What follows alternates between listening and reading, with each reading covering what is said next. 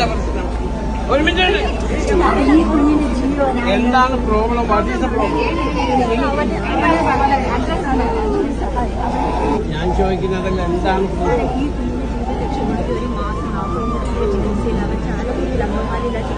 മൂന്ന് വയസ്സ് വരെ യാതൊരു കുഴപ്പമില്ലായിരുന്നു. ഓടിച്ചാടി ഇപ്പൊ എന്താ പ്രോബ്ലം?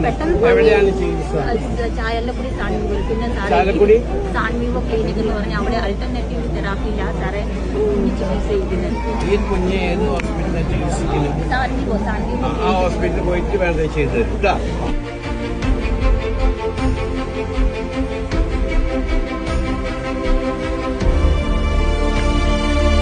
സത്യം പറഞ്ഞ സാറിനെ കണ്ടേ ഇപ്പം എന്താ പറയേണ്ടതെന്ന് ചോദിച്ചാൽ എനിക്ക് അറിഞ്ഞുകൂടാ.